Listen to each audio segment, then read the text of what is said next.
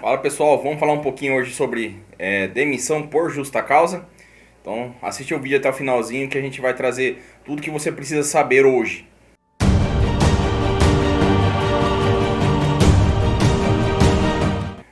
Galerinha, antes de mais nada, a gente está muito próximo de bater os 5 mil inscritos. Então eu peço que, se você puder, me ajude aí, tá? Deixe seu like, compartilhe, se inscreva no canal, ative o sininho para receber as novidades que a gente sempre traz aqui para você.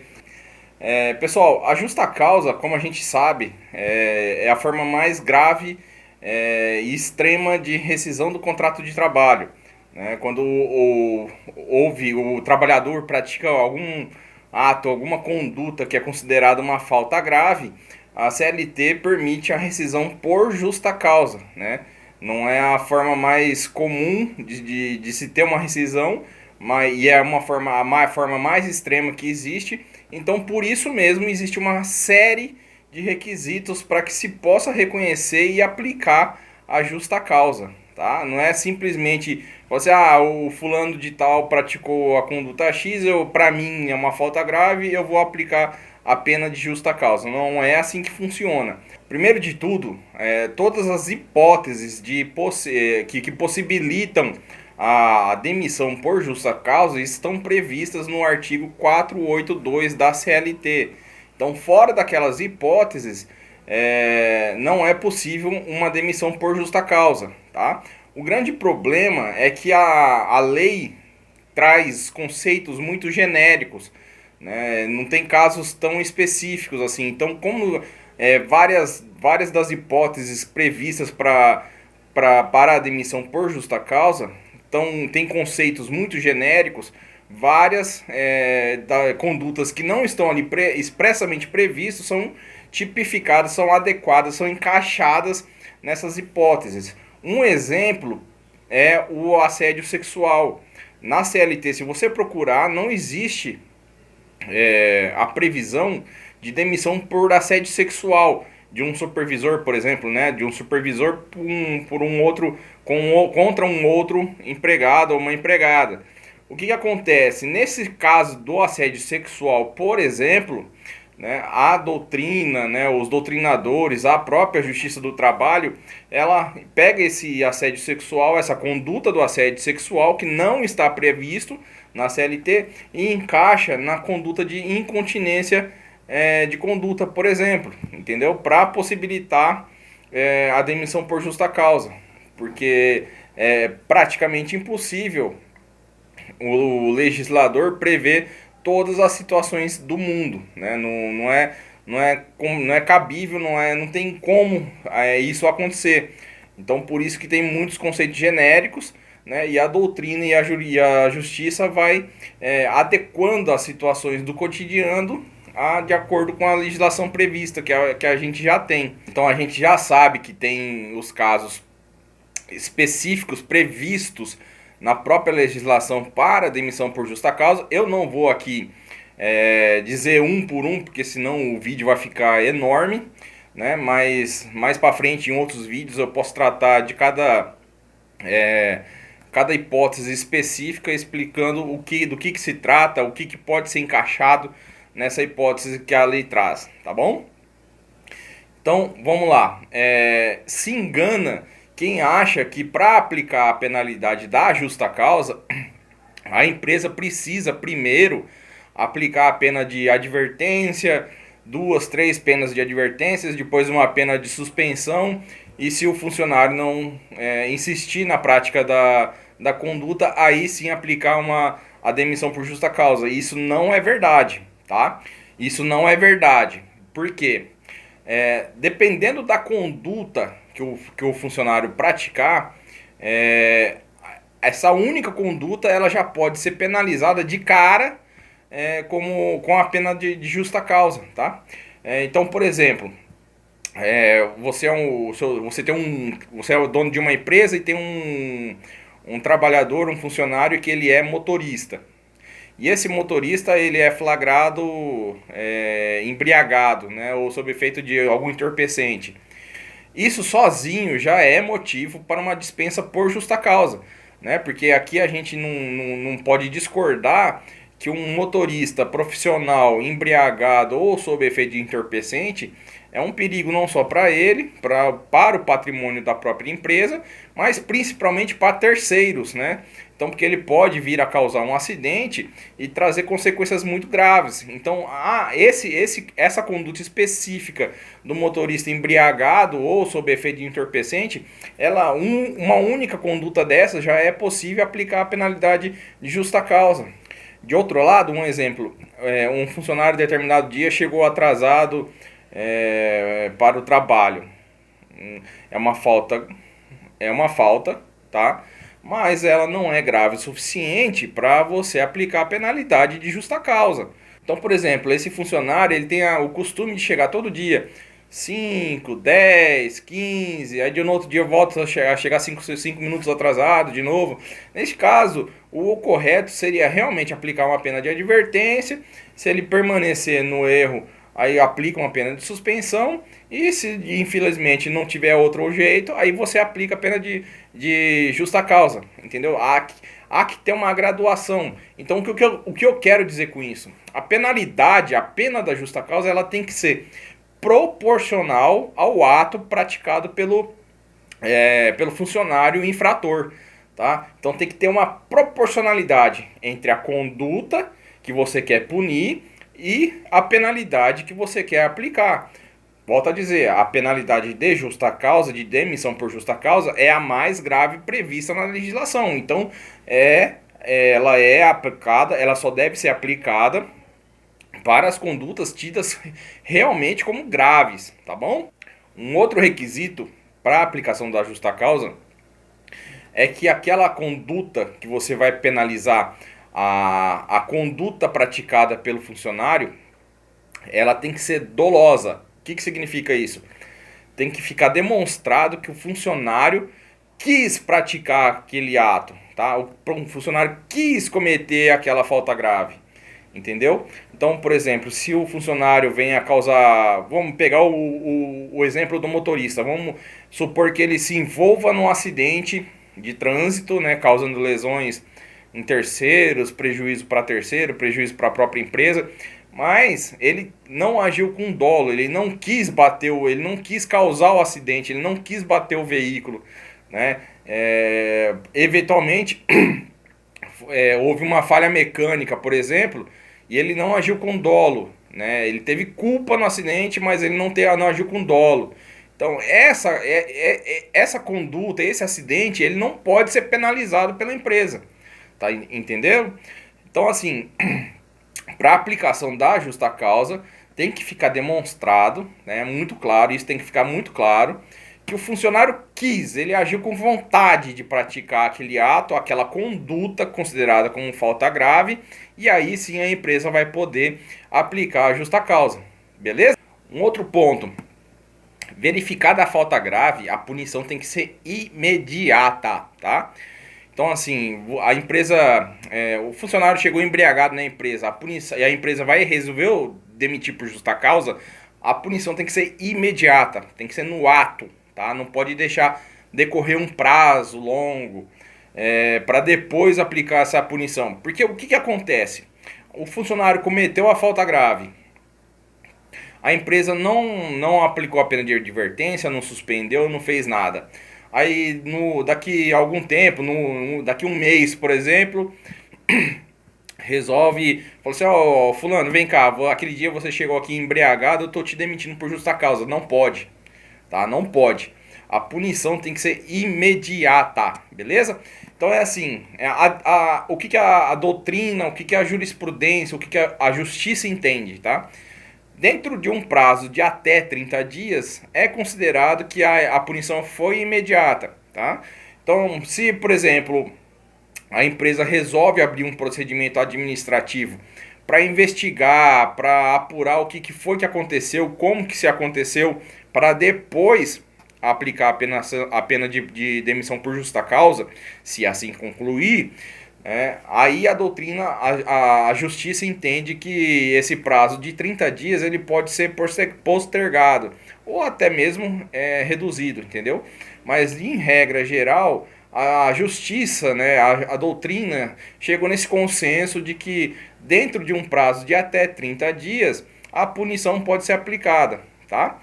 É óbvio que aqui a gente vai ter várias situações, por exemplo, a situação do abandono de emprego, que aqui eu não vou entrar nos detalhes, mas estabeleceu-se que a ausência do funcionário por 30 dias é passível de gerar a demissão por justa causa, né? Dentro desse prazo, 30 dias faltando. Volto a dizer, tem uma série de requisitos aí para esse específico tipo, para essa específica falta grave, né? Tem uma série de outros requisitos que eu não vou entrar aqui para o vídeo não ficar muito estendido, muito longo, tá? Então, assim, aconteceu o ato, né? O funcionário praticou a falta grave, considerada grave, a empresa ou de imediato já dispensa, né? E faz a rescisão por justa causa, ou se preferir achar necessário, né, instalar algum tipo de procedimento administrativo para apurar essa situação, né, pode instaurar esse procedimento, analisar tudo que tem que fazer e se concluir ao final que realmente é cabível a punição com a dispensa por justa causa, se aplica a justa causa, tá? Mas em regra é isso, até 30 dias para aplicação da penalidade, senão haverá o perdão tácito. Aí a empresa deixa de ter a possibilidade de penalizar o funcionário com base nessa falta grave que foi cometida. Como eu disse, a aplicação da justa causa ela é bem complexa porque se trata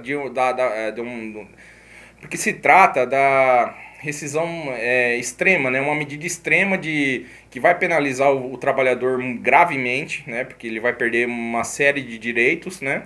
E a legislação brasileira privilegia sempre a manutenção do emprego para garantia da renda, para que esse trabalhador dispensado não venha se tornar um fardo para a sociedade, porque o trabalhador desempregado que não tem renda, ele vai acabar desaguando nos programas do governo, que vai ter que bancar ele de alguma forma, prestar algum auxílio, e esse governo e esses programas do governo são sustentados pela sociedade que paga os seus impostos, né? Então a legislação dá sempre preferência, daí porque aquele mito, né, aquele chavão de que a justiça do trabalho ela privilegia sempre o trabalhor.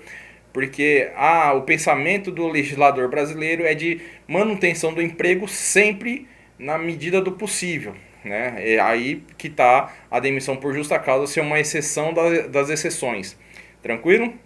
Dito isso, em alguns casos, a jurisprudência, a justiça do trabalho, ela acabou que inovando alguns pontos da lei. Tá? Eu peguei o exemplo da embriaguez, né? A embriaguez do motorista profissional não se discute, é falta grave, a penalidade tem que ser a demissão por justa causa, não tem discussão quanto a isso, tá? Agora, por exemplo, um funcionário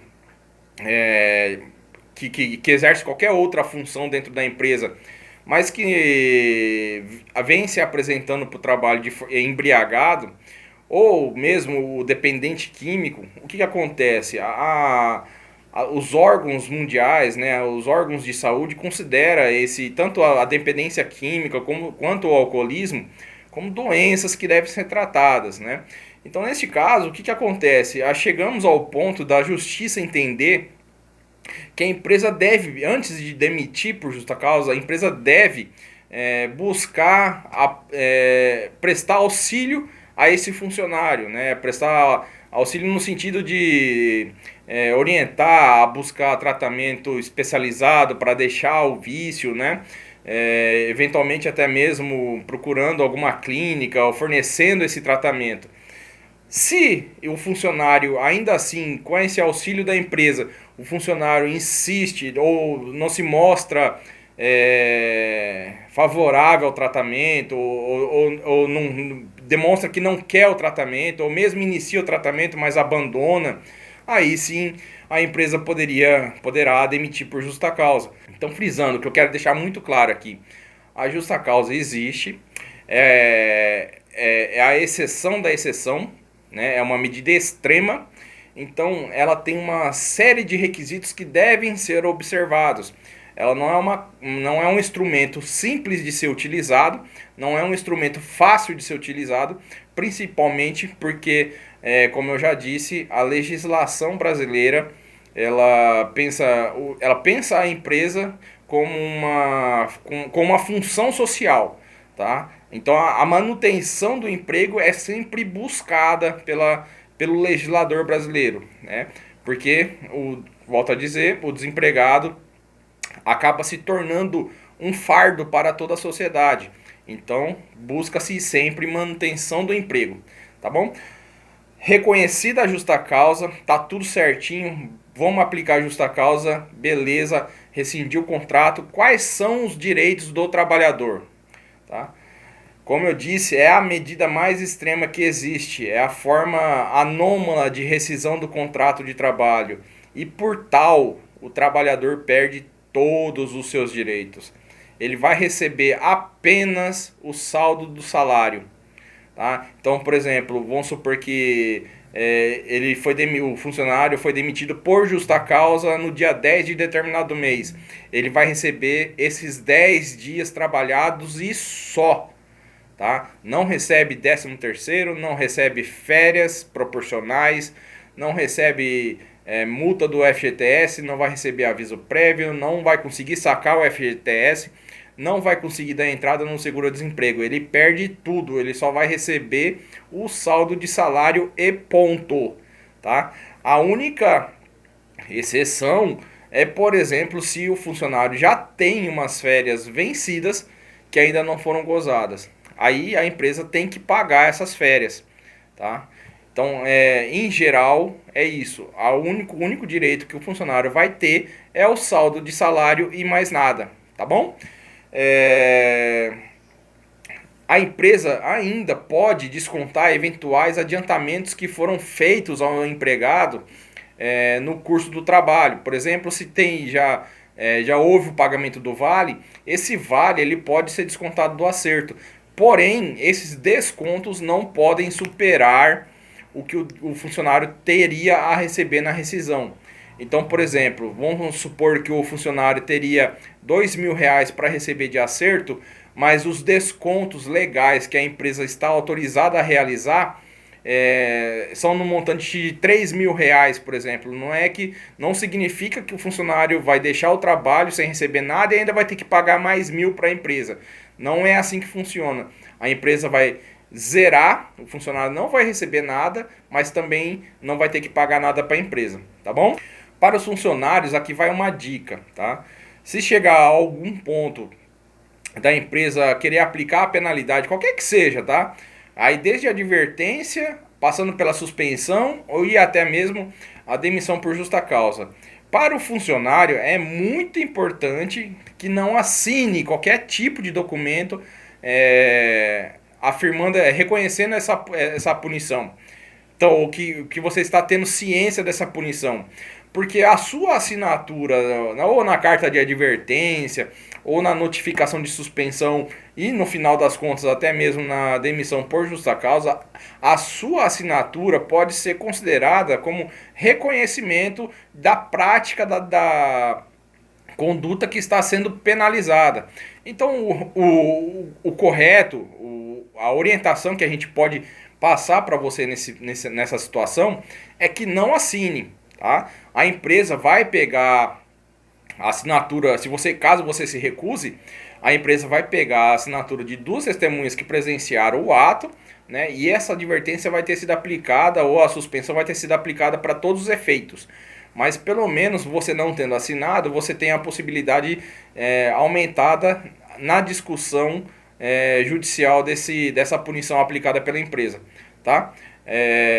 Do lado da empresa, como eu já acabei de dizer aqui, se o funcionário se recusar a assinar, o correto é você pegar a assinatura de 2 testemunhas para garantir que você possa aplicar a penalidade pretendida. Beleza? Então é isso, pessoal. A justa causa não é um ato fácil de se concretizar, não é um instrumento fácil de ser utilizado, é um instrumento muito grave, né?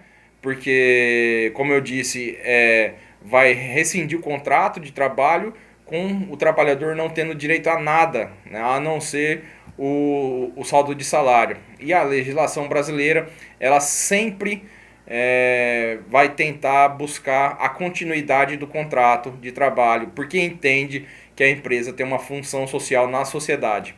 Tá bom? Pessoal, eu estou muito próximo de chegar nos 5 mil inscritos.